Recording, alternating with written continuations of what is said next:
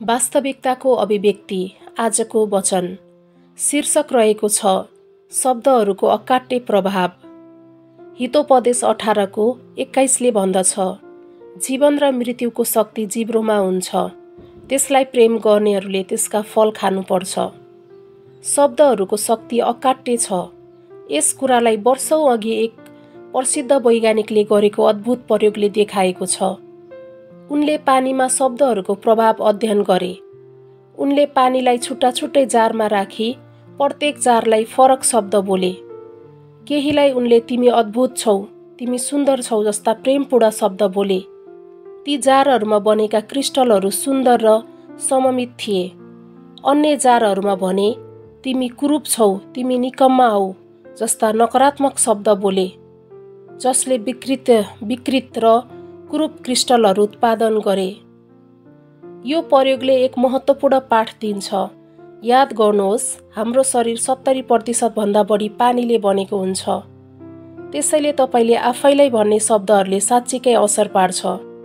तपाईले नकारात्मक शब्दहरू दोहोऱ्याइरहँदा तपाई आफ्नो शरीरभित्रको पानीको क्रिस्टल बिगार्दै हुनुहुन्छ। समयसँगै यो विकृति शारीरिक रोगमा देखा पर्न सक्छ। त्यसैले तपाईको बोलीमा सतर्क रहनुहोस्। यो जागिर वा कामले मलाई मार्दैछ जस्ता वाक्यांशहरू तपाई कहिले नबोल्नुहोस्। यस्ता शब्दहरूले तपाईको शरीरमा नकारात्मक असर पार्न सक्छन्। वर्षौंसम्म यस्ता कुरा दोहोऱ्याउँदा तपाई अस्पष्ट रोगहरूबाट पीडित हुन सक्नुहुन्छ। सम्झनुहोस्, जीवन र मृत्युको शक्ति जिब्रोमा छन्। हितोपदेश 18 को 21। तपाईका शब्दहरूले सृजनात्मक शक्ति राख्छन्। आफैलाई जीवन, स्वास्थ्य र सामर्थ्यका शब्दहरू बोल्नुहोस्। तपाईको शरीरका क्रिस्टलहरूले शब्दहरूको प्रतिक्रिया दिन्छन् ताकि शब्दहरूले तपाईको शरीरलाई निको पार्न, रूपान्तरण गर्न र ताजा बनाउने शक्ति राख्छन्। यसलाई गम्भीरता साथ लिनुहोस्। आउनुहोस् अब भने हामी प्रार्थना गरौँ।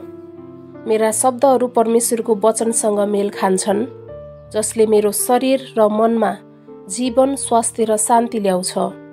म विश्वास, प्रेम र आशाका शब्दहरू बोल्छु र मेरो शरीरले यी शब्दहरूमा प्रतिक्रिया दिँदै पूर्ण रूपमा कार्य गर्छ। परमेश्वरको महिमाको लागि येशूको नाउँमा आमेन। थप अध्ययनको लागि याकुब 3 को 10, मत्ती 12 को 37 र भजन सङ्ग्रह 19 को 14 हेर्नुहोस्। धन्यवाद। परमेश्वरले तपाईलाई आशिष दिनुभएको होस्।